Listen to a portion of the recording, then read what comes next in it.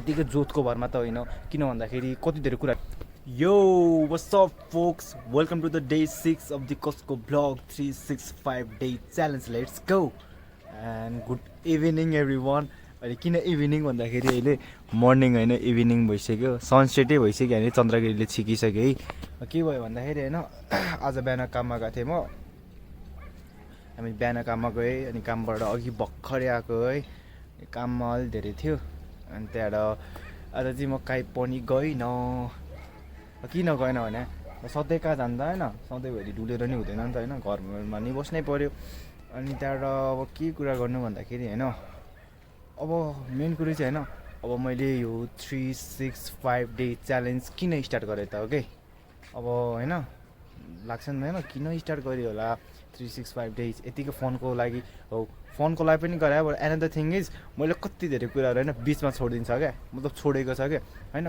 सुरुमा चाहिँ जोस आइदिन्छ नि होइन, कुनै कुनै कुरा गर्नलाई, ल गरिदिन्छु भन्यो, 2 दिन गयो अल्छी राखिदिन्छु, छोडिदिन्छ नि त नि।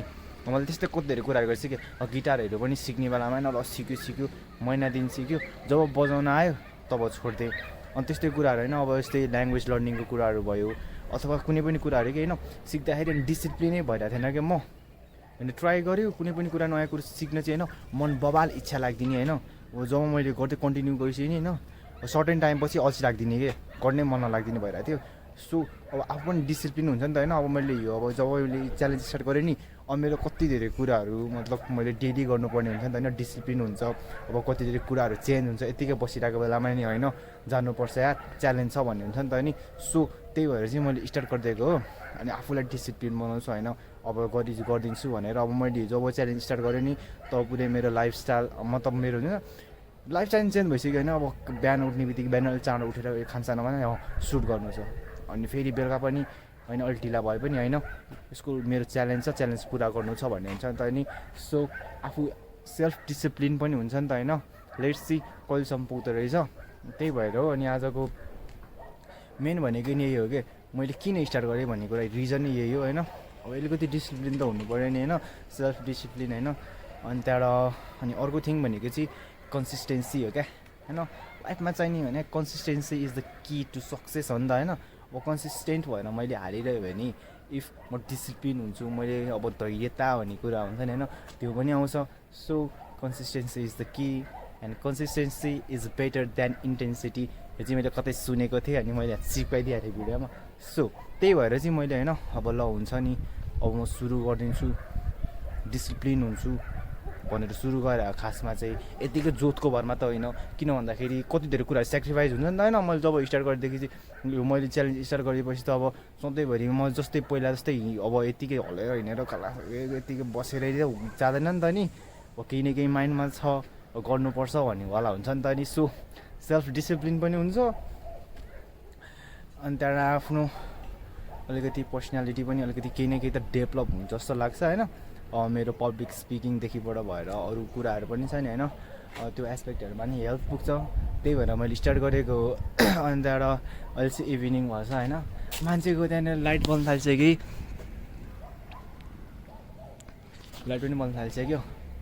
अनि यतिकै कुराहरूमा होइन, अब लेट्स टक अबाउट माइसेल्फ। अब मलाई चाहिँ के अब म चाहिँ होइन, मलाई के मनपर्छ टाइपको क्या। फेरि मेरो होइन मलाई सब कुरा मन परिदिन्छ क्या, स्पोर्ट्स फुटबल बवाल मनपर्छ होइन। अब मेरै कुरा सुन्ने, अब मेरो बारेमा जान्ने आज हो कि। अब मलाई मेरो स्पोर्ट्सहरूमा फुटबल बवाल मनपर्छ, मलाई हेर्न मनपर्छ होइन, खेल्न नि मनपर्छ, खेल्न चाहिँ छोडिसक्यो, हेर्न वाइल्ड मनपर्छ। मुभी सिरिजहरू वाइल्ड हेर्छु मैले, वाइल्ड नै हेर्छु, बवाल हेर्छु सिरिजहरू पनि होइन। अनि कहिलेकाहीँ बुकहरू नि पढ्छु, अब त्यो अब यस्तो ज्ञान दिनेवाला बुक त पक्कै पनि पढ्दैन नि त नि।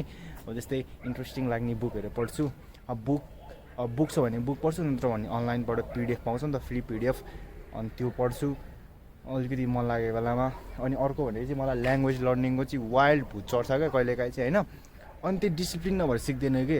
अब मैले कति धेरै स्पेनिस, फिनल्यान्डको फिनिस, अनि जापानिज सब मैले सेल्फ लर्न गरेको थिएँ कि। अनि मलाई कति धेरै कुराहरू आइसकेको थियो, अनि म डिसिप्लिन भएन सबै खेर गयो, किनभने नि प्र्याक्टिस भएन भने ल्याङ्ग्वेजहरू त आफै गइहाल्छ नि होइन।